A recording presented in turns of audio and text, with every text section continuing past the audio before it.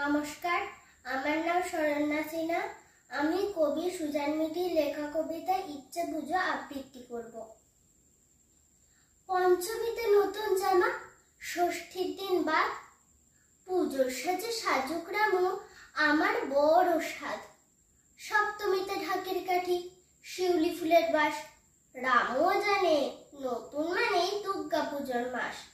মা বললেন অষ্টমীতে হলুদ পরে নিস, শিবু বলে তুই যে ভালো সূর্য সেজেছিস।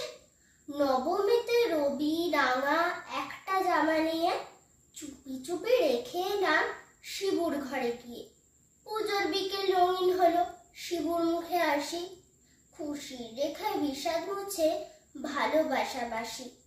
লুচি মিষ্টি রাবড়ি পায়েস এক থালাতে ঢেলে খাচ্ছি আবার হাসছি, শুধুই মনের আবেগ মেলে।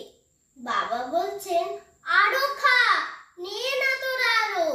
ফিস ফিসিয়ে ওঠে শিবু, রোজ কি দিতে পারো? রামু শিবু মিমি শানু মিলেমিশে খেলি, বৃষ্টি এলে সবাই ময়ূর মনের পেখম মেলি। কাশের কোণে ছুটে বেড়াই সুর কণ্ঠে তুলে, পুজোয় কটা জামা হলো কখন যে যাই ভুলে। বাদ্যি বাজে বিসর্জনে, বাজিও খুব পড়ে, রামু কাঁদে শিবু কাঁদে আমায় জড়িয়ে ধরে। কেন কাঁদে খুব যে জানি, আমিও কাঁদি তাই। পুজোর শেষে ওদের দেশে আর তো নতুন নাই। বাবা মায়ের পুণ্য চাওয়া, দিনের সেবায় তুষ্টি, পুজোর পরে আটকে যাবে ধনির হাতের মুষ্টি। বলবে আমায় মন দিয়ে শোন, মিশিস না ওর সাথে, জীবাণু আছে কত শত জানিস ওদের রাতে।